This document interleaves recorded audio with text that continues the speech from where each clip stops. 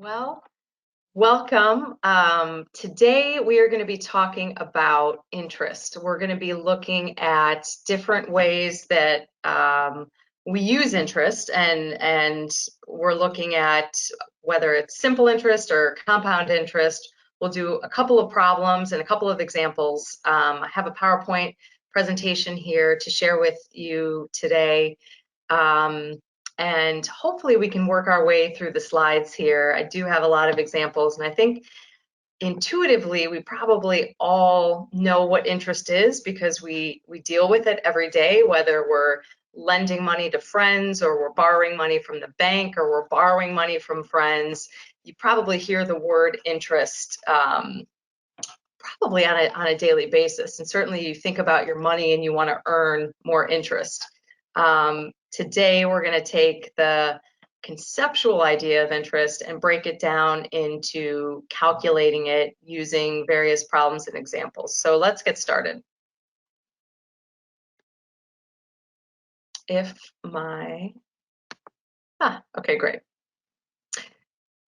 So just as I mentioned, interest is essentially the cost of using somebody else's money. So when I borrow money from somebody, they say, hey, Elizabeth, I'll lend you $100, but you have to pay me back. And I don't just want the $100 that you borrowed, which is called the principal amount, and we'll get to some terminology as well, but I'm also going to charge you interest. Okay, so that's the additional payments I have to make for borrowing the money. It's essentially the cost to me of borrowing the money. So it's calculated as a percentage of a loan or a deposit balance paid to the lender periodically, essentially for the privilege of using their money, right? So it's the cost to me of borrowing the money. The amount of interest is usually quoted as an annual rate, but it can also be calculated for shorter periods. You can calculate interest over days, weeks, months, but usually you'll see it calculated over an annual period. So when we're looking at how to calculate interest, so we now know that interest is essentially the cost of borrowing money, and it's certainly, if I'm lending somebody money, I definitely want to collect interest, because if I lend you $100 and I charge you an interest rate, I'm going to get that $100 back, and I'm also going to get that additional money that's charged and calculated as the interest rate back. So for me as the lender, I definitely want to lend and make sure that I charge an interest rate so I get more money back at the end of the period than I lent out originally. So when we're looking at calculating interest, we look at three main factors. You have the interest rate, so it's usually quoted as a percentage, right? You might go to the bank and say they're charging 5% to take out a loan, or 10%, right? And you probably dealt the most with interest rates in terms of mortgage rates, right? That's an interest rate, as well as car loan rates. Interest rate on taking out a loan for a car. I know I have a loan on my car, and there's an interest rate that I pay in addition to the principal that I pay back every month. The amount of the loan, and then the third piece is how long it takes to repay. So when we're looking at these problems to calculate how much interest we need to either collect if we've lent money or pay if we've borrowed money, we want to look at these three key factors: the interest rate, the amount of the loan, the amount of the original loan, and then how long it takes to repay the loan. A couple definitions that we want to get under our belt before we move forward, because we're going to see these throughout the course of this presentation, and they're critical for doing any sort of calculation with interest. So simple interest, we'll see, is the amount of money paid or earned for the use of money by a bank or other financial institution. The principal, as I mentioned before, one of the three key factors, is the amount of money invested or borrowed, right? So if I lend you $100, that's the principal amount. If I go to the bank and I borrow $500, that's the principal amount. The rate that they charge is the interest rate, and it's going to be represented in percentage terms. And then the time period, which is really critical, is the amount of time before the money is paid back, right? So if I borrow $500 from the bank and I have to pay interest on that, I need to know, when do I have to pay the bank back? Am I paying them back next year? Am I paying them back in 2 years, in 3 years? That's going to be a critical component when we do our interest calculation. So breaking that language down and putting it into a formula with the variables that we talked about on the previous page, the formula here is, and that's an I, it looks kind of like an L, but it's an I. So interest equals P times R times T. So our interest, our total amount paid, is going to be our principal rate, the amount that we lent or borrowed, times the rate, so that percentage again, is it a 5% interest rate, a 2% interest rate, and then the time frame, the time in which the loan is paid back, usually quoted in years. Okay, I think it's easier when we dive into some examples because we can see how this works. And this is probably something you've encountered in everyday life, but maybe haven't broken it down this granularly with these specific variables. But I think it's, if we take it step by step and look at the variables, we can break these problems, these word problems down and get to the very specific variables that we need to ultimately get to the answer that we're looking for. So in this example, I borrowed $2,000 from a friend, which is incredibly generous, at an interest rate of 5% per year for 3 years. How much simple interest do I owe my friend? Okay, and so this is really important because we're going to talk about compound interest in later slides. So in this case, we're calculating the simple interest. So I go back to my formula of I interest equals P principal times R rate times T time. So my principal amount, which is the amount that I borrow, is $2,000. The rate, which is represented here in percentage terms, which you'll always see it, generally speaking, represented as a percentage, but then you want to take it down to a decimal format for multiplying. And remember, if we have a percentage and we're moving it to a decimal, that's part of another lesson, but just as a quick refresher, that 5%, I'm essentially dividing by 100, which means I'm moving the decimal point 2 places to the left. So that gives me that 0.05. So that's my rate. And then my time period is the number of years that I have to pay it back, which is 3. So looking at the formula, I equals 2,000 principal times my rate, my interest rate, 5%, which is equal to 0.5, times 3, which is the number of years to pay it back.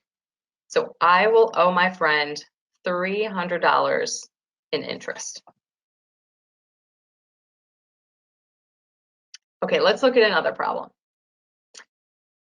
I lent my sister, again, very generous, $2,250. This isn't true, these are just examples, at an interest rate of 6% for 4 years. How much simple interest, this should be, does my sister owe me? Not my friend, unless she offloaded the loan to, my sister offloaded to the friend. But if I lent my sister $2,250 an interest rate of 6% for 4 years, how much interest does she owe me? So we're going back to our formula of interest equals P, principal, times rate times time. And our principal amount, which is the original amount that she borrowed from me that I lent her, is $2,250. The rate is 6%. And then again, we want to take that percentage, and to convert a percentage to a decimal, we divide by 100. So I take that 6% divided by 100 to get 0.06. And then the time period is 4 years, so I multiply it by 4. So you can see at the bottom here, the calculation is 2,250 times 0.06 0.06 times 4 equals $540. So that's the amount of interest that my sister is going to owe me at the end of 4 years for borrowing that money. In this example, Mr. Gable borrowed $1,860 to buy a computer. He will pay, so this is his payment plan. He will pay $71.30 per month for 30 months. So now in this problem, they're asking us to find the simple interest rate for the loan. So in this case, when we look at our variables, we have I equals P times R times T. So what they've given us are a number of variables, but we are ultimately solving for R. We do not know what the interest rate is, right? Okay. So in this case, we take the total amount paid, right? Because I'm paying $71.30 per month for 30 months. So the total amount I'm paying, which includes everything, principal and interest, is $2,139. Now, the principal amount, because they told us in this problem, because Mr. Gable borrowed $1,860, so $1,860 to buy a computer. So the total amount that I've paid is that $2,139. The principal amount, the original amount, is $1,860. So to find how much interest I've paid, I take the total amount that I've paid, which is $2,139, and I subtract the principal amount of $1,860. So I solve for my variable I by taking that $2,139 and subtracting $1,860 from it, and I get an answer of $279. So now when I look at my problem, okay, I have my I, I've solved for my I, which is the $279. I know what my principal is, it's that $1,860. I don't know what the R is, so I'm looking for the R, and the T is 30 months, which we know that there are 12 months in a year, and 2 times 12 is 24.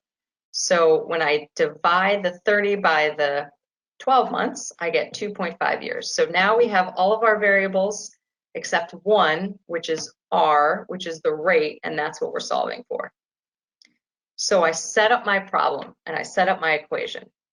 So we've already solved for the amount of interest paid, that $279. It equals the principal amount, that's supposed to be 1,000, not 1.86. 1,860. The time, we know what the time is. We realize that 30 months is the same as 2.5 years, so times 2.5 times R, which is the variable that we're solving for. So then I continue to my next step in my equation. I have my 279 equals 4,650, which is the principal amount, the 1,860 times 2.5 times R.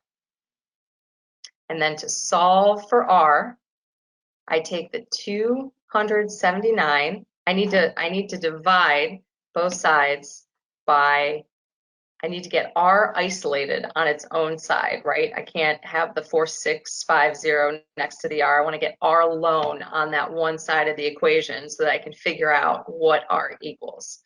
So in order to isolate the variable, what I want to do is I want to take that 4,650, I'm just doing it on my calculator right now, divided by 270. I take that 279, I'm dividing both sides, excuse me, by 4,650. So I want to take my 279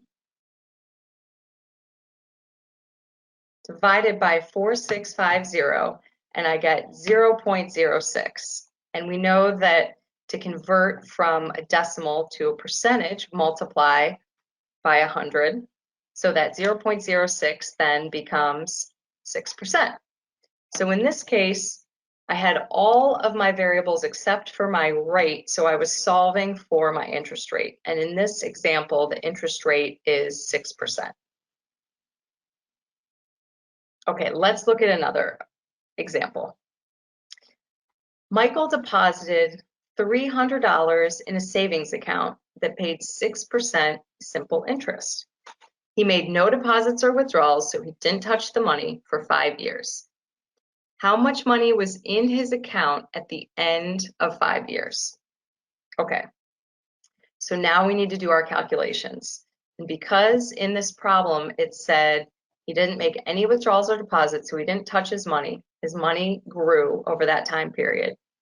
6% interest rate and simple interest. Okay, this is really important because when we start looking at compound interest, it's a different formula. So we want to be clear when we're reading problems if it says simple or compound.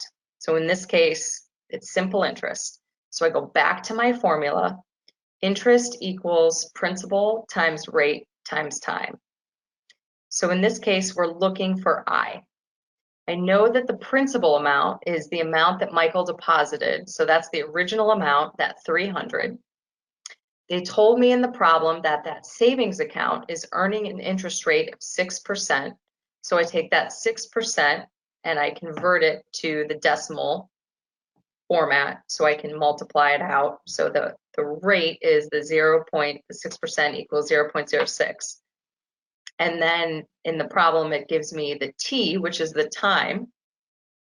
And that is supposed to be a T and not a P. So thank you for bearing with me. The T equals 5. That's the time frame for how many years the money grows. So in this case, it's 5 years. Okay. So in this case, we just plug and chug. We have all of our variables. We know that we're solving for I because we want to know what the interest is, because what we're ultimately trying to figure out based on the question in the beginning of the problem is how much in total. So we not only need to calculate the interest, but we then need to add it to the principal amount to figure out the total value that Michael earned over that time period. Okay, so we started with that 300. So in this case, we're going back to our formula, I equals P times R times T. We're solving for the I. We want to know how much interest over that 5-year period that money earned, that $300 earned. So the principal, I don't know why I just haven't used T at all. I used P again. It's supposed to be T. The principal amount is 300. The rate is 6% and the T is 5. So we're just going to plug and chug. Interest equals 300 times 0.06, my rate, times 5, which is my T, as in Tom, not my P, which equals $90. So after 5 years, he has the $300 that he originally invested plus the $90 in interest he earned. So the total amount is $390. So that's when we're working with simple interest, okay? That formula of I equals P times R times T is when the interest is calculated essentially one time over the period, okay? So it's a multiplication problem of I equals P times R times T. When we're looking at compound interest, and this is where it gets exciting because this is where your money really starts working for you. Compound interest is the addition of interest to the principal sum of a loan or deposit, or in other words, interest on interest. So basically, the interest that you earn on your money also earns interest. So when you're thinking of compound versus simple interest calculations, I definitely want my interest compounded because that's telling me that I'm going to earn more money over time than if it's just compounded, if it's just calculated using simple interest. So compound interest is the result of reinvesting that interest rather than paying it out. So the interest in the next period is then earned on the principal sum plus the previously accumulated interest. So again, you're earning more money because what happens is when I calculate interest, if I use my simple interest calculation, and I'll show you this in some examples. I think it's easier to see again when we work out the problems. But essentially what happens is you have your principal amount and you earn money on that. So you earn whatever the interest rate is. And then that new value, the principal plus the interest, becomes your new principal amount. And then interest is earned on that new principal amount, and it's a higher principal amount.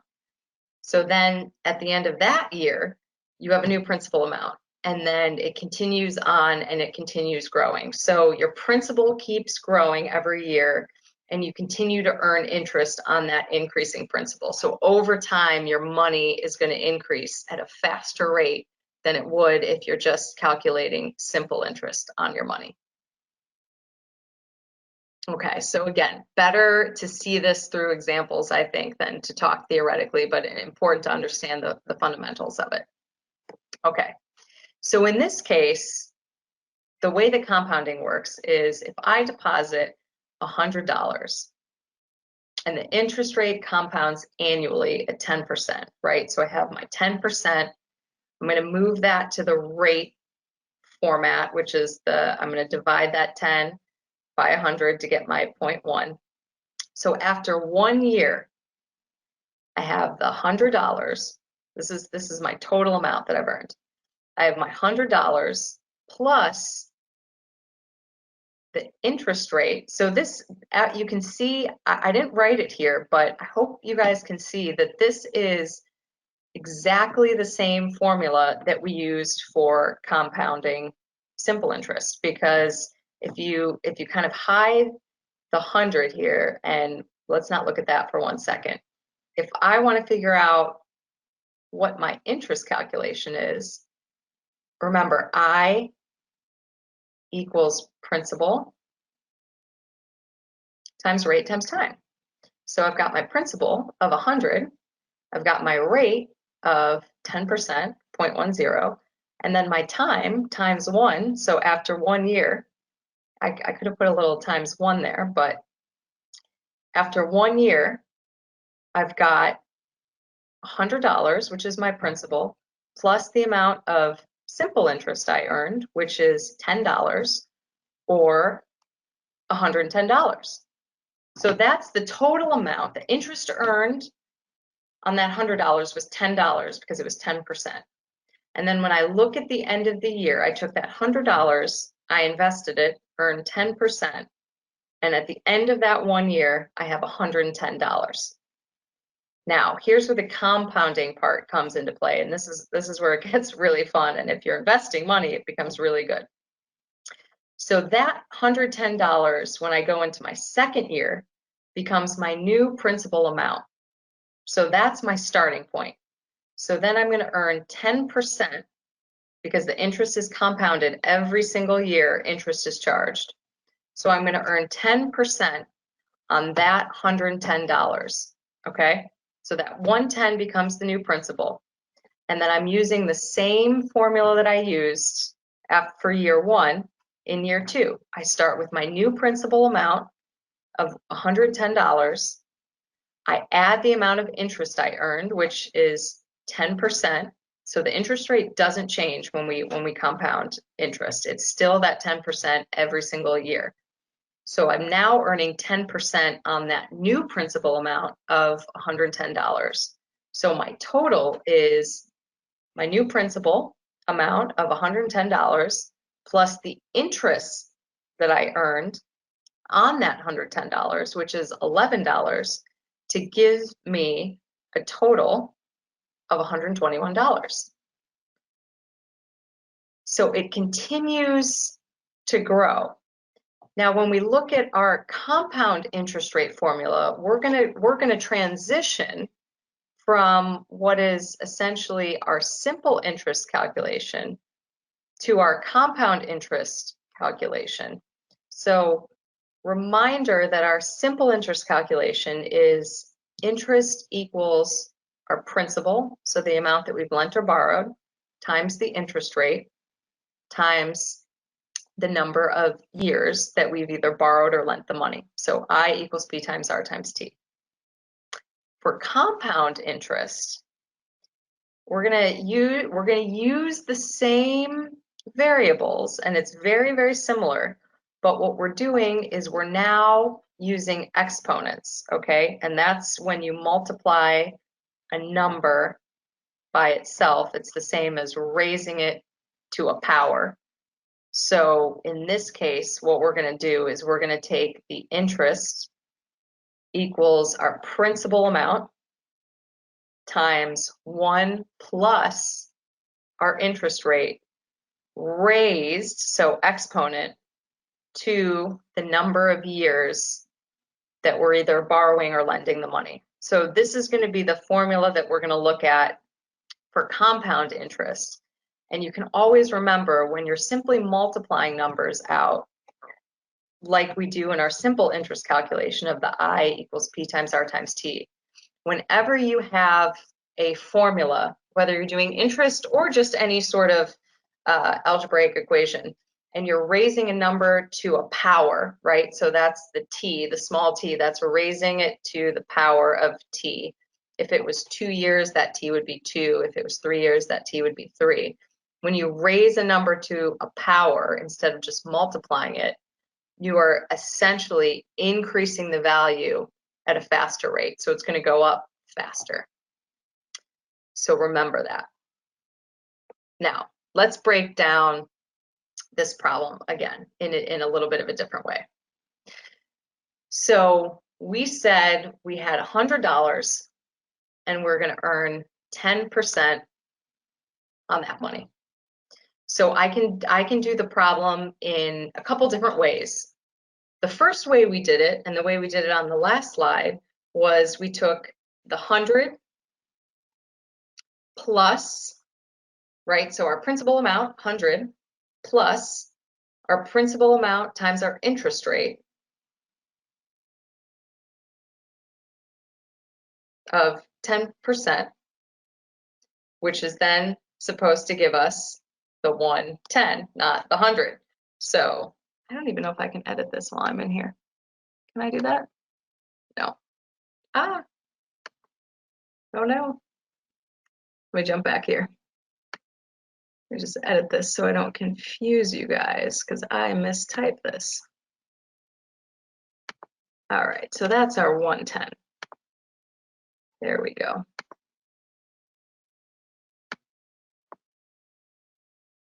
Okay. So if we're looking at the top, we have our $100 plus the amount of interest we've earned, which is the 100 times our interest rate of 10%, which gives us $110. We can also simplify that process and take 100 times 1 plus R, which we had in our formula, which is 1 plus our interest rate. So 100 times 1.10 equals 110. Now we get the same answer. We get to 110 using both processes, but especially when you're using compound interest and you're doing it over a number of years, it's much easier to take the $100 times 1 plus the rate versus doing the first process, which was the $100 plus the 100 times 10 plus, right? You can see this is a quicker step, and you'll see how this becomes quicker the more years out we go. So this 110 is the same as taking that 100% and adding the 10% to it. So 100% plus 10% is 1.10. Now, if we wanted to see how much we had after 2 years, okay, so that the first example showed us where we were after 1 year. We've got our principal times our rate, which is the 10%, times the 1.10, which got us the 110. Now, if we're looking over 2 years, what we do is we take that principal times 1 plus the rate, so the 1.10, times 1.10, because we're looking after 2 years. If we wanted to see how much we earned after 3 years, we would continue to use the same process. We would just multiply the rate one more time. So you can see at the bottom of this slide, after 3 years, you've got the principal amount times 1.10, which is, that takes care of our interest for our first year, times 1.10 again, which takes care of our interest for our second year, times 1.10 for the third time, which takes care of our interest for the 3 years. If I wanted to simplify that and not write all those pieces out, I could simply write, oh, found one more typo here. All right. I could simply write it in this compacted formula, which is the 100, our principal, times 1.10. So that was the one, the essential 100 plus 10% raised to the third power. And that raising that 1.10 to the third power is the same as multiplying 1.10 times itself 3 times, right? So both processes are correct, but if you're short on time and you're looking to do problems quickly, I think it's easier to use the exponent, which is our 3 here. So we're really using the formula of I equals P, that 100, times 1 plus the interest rate, 10%, 0.10, raise it to the power, right? So we're using an exponent, which represents the number of years that we've either lent or borrowed the money. Okay, let's take a look at another example. If you borrow $100, and I'm just using 100 because I think it's an easier baseline, it's an easier principal to work with. So we've got our $100 as our principal, we've got our 4 years as our T, and we've got our compound interest rate. And it's important when you see and read problems that if it says compound interest rate, there should be a little trigger that goes off and you think, okay, I'm compounding, which means I'm earning interest on interest, which means my money is going to grow at a faster and higher rate because the interest is earning interest. Okay, so always read the problem and make sure that if it says compound interest rate, think I'm going to be using exponents and my interest is going to earn interest on interest, meaning my money is going to grow at a faster rate. And they've given us the rate here of 7%. So again, breaking this problem down, if we want to go step by step, first year, second year, third year, and fourth year, and it's no problem to write it out. I think it's probably easier to start writing the problem out step by step, and then once you feel comfortable with the formula, you can just jump to writing the formula. But I think this gives a good visual representation so that we can really understand what's happening in the problem every single year. So in this case, after 1 year, I take my principal times my 1 plus my interest rate. So my interest rate's 7. So I convert it to the decimal form. So 1 plus 7% is 1.07. So 100 times 1.07 is $107. So after my first year, I have $107. 2 years. Okay, let's do the math. 100 is my principal times 1.07 for the first year times 1.07 for the second year, and I get $114.49. Let's take it to 3 years. Exact same process. I keep my principal of 100 and multiply it by 1.07 for the first year, 1.07 for the second year, 1.07 for the third year, which is the same if we want to write it in our compact formula of 100 times 1.07 raised to the third power, right? That's my exponent there. It's my 3 years. And that gives me $122.50. Now jumping to the 4th year, because they wanted to know how much money am I going to have after 4 years if I buy, or how much am I going to owe at 4 years if I borrow 100, okay? After 4 years, I just simplified the formula, and I used the formula of I equals P times 1 plus R to the T. So we're solving for I. My P is my principal, which is my 100, times 1 plus my interest rate, which is 7%, raised to the 4th power, because that's the number of years that I have to pay it back. So my total amount is 131.08.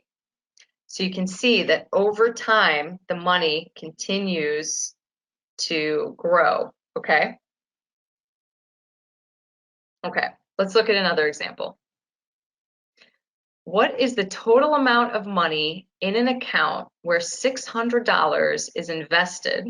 Okay, so 600, immediately I think that's my principal, at an interest rate of 8.75%, compounded annually. Again, lights go off when I hear compound annually, right? Compound, I think exponent. Compound annually for 2 years. Okay, so let's take a look at this. So if I'm looking at, solving for I, because I don't know what the total amount of money is. I know that my principal is $600. I know that my rate is 8.75. And I know that my time, we're looking at 2-year period. Okay. So let's break it down, and we can look at it step by step, and then we can look at it, what it looks like in the compound formula.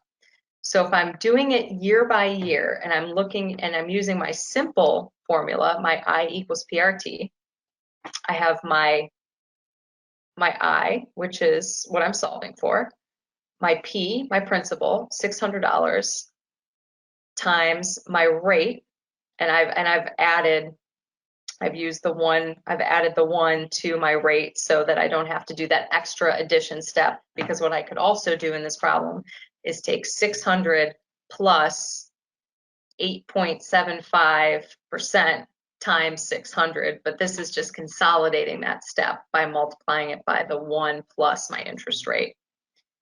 So when I do that, I get $652.50 after my first year.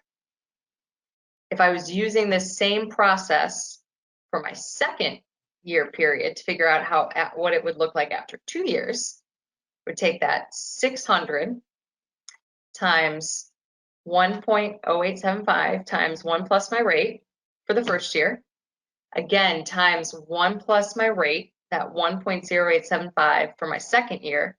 Or if I wanted to write it in the compound formula format, I would take 600, my principal, times 1 plus my rate, which is what I have in the parenthesis, raised to the power of 2, because we're looking at a 2-year period.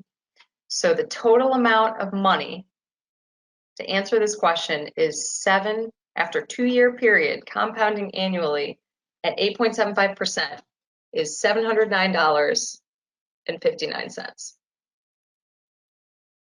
Okay, just a couple more examples here for you. I think it's easier just to work these problems.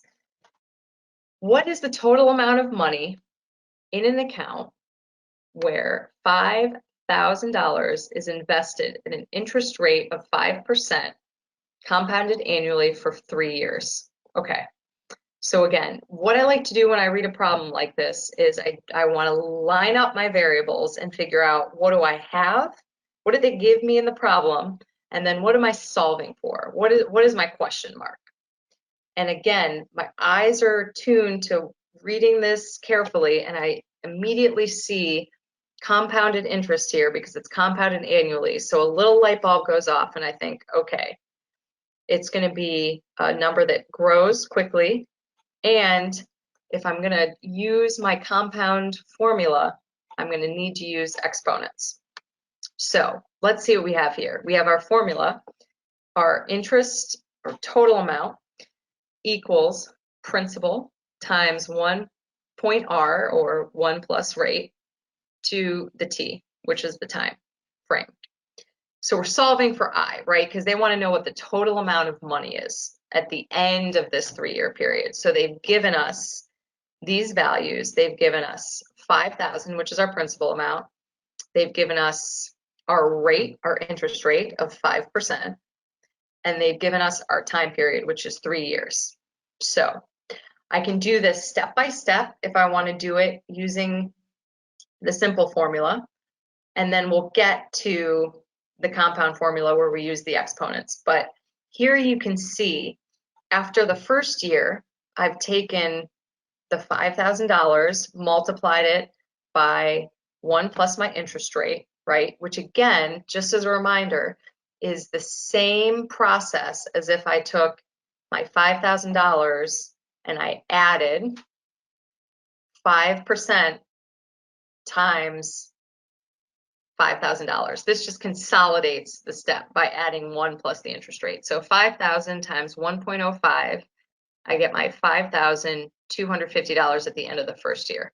If I'm looking after 2 years, there's actually 2 ways that I can do this, and I didn't show this, but I'll talk through it at this point.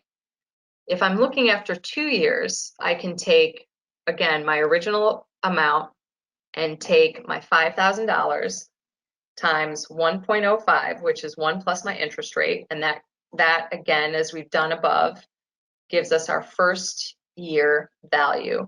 And then I multiply it by 1.05 again for our second year. So you can see that the total amount after the second year is 5,512.5. So the number keeps growing.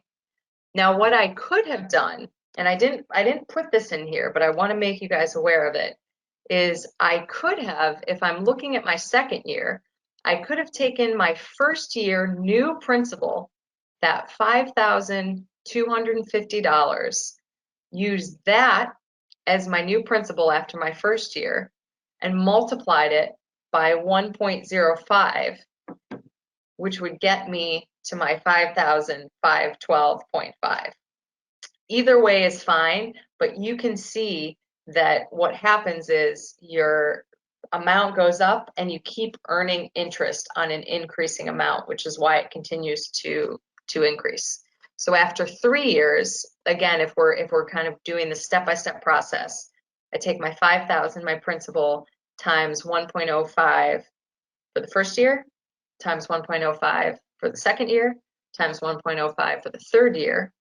Or if I want to consolidate that formula, I take 5,000 times 1.05 raised to, so I'm using my exponent here, raised to the third power, and that 3 represents the 3 years that I'm compounding this money. So my answer after 3 years is $5,788.13.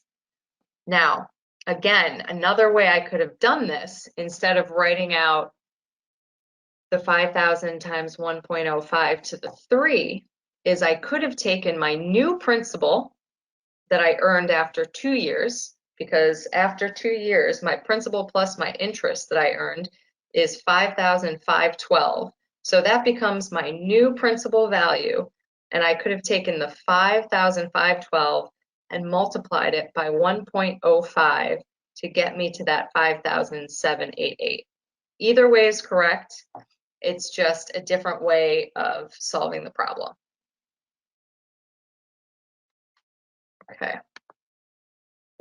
Okay, so this is our last example here, and I want to demonstrate the difference between simple interest and compound interest and how dramatically different the results can be. So the question is, which of these options earns the most interest when $5,000 is invested for 8 years, for Option one. Okay, so we have $5,000 as our principal. Our first option is to invest it for 8 years at a 6% simple interest rate. Or we can invest it for 6 years at an 8% compound interest rate. So you can see the trade-off here. They're giving you a lower interest rate, but a longer time period in option A, or a shorter time period in option B, and a higher interest rate. And we're differentiating between simple interest and compound interest. So let's take a look at this problem. So in this case,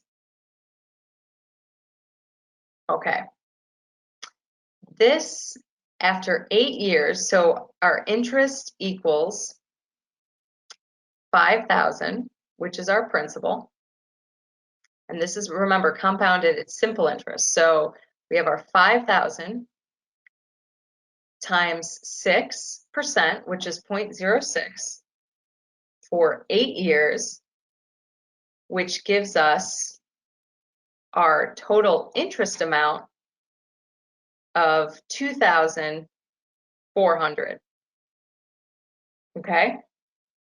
Now, the total amount, if we have our interest, which is this amount here, 2,400, plus our principal is 5,000 plus 2,400, so 7,400. Okay, and I didn't write that out here, but hopefully you can follow my math here.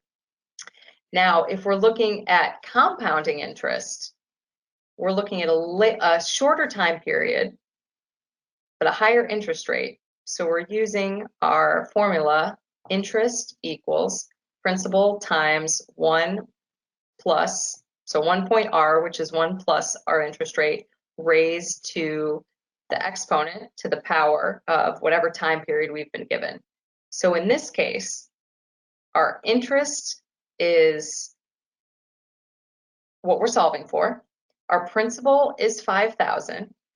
Our 1 plus R, our rate that they've given us, is 8%, so 0.08, raised to our time period, which in this case is 6 years. So all in, this compounded rate gives us 7,934, which is higher than when this 5,000 earns interest at a simple rate, and we get that interest amount of 2,400. And then if we add that, we just add this in here because I didn't include that. So then we've got our 5,000 plus our 2,400 equals 7,000. So we definitely want our money in this example, and I hope this shows it. You definitely want your money compounding at an annual interest rate versus earning simple interest, because you're going to earn much more over time. So that is my presentation for today. I hope you guys enjoyed it. I hope this is helpful. Thank you so much for your time.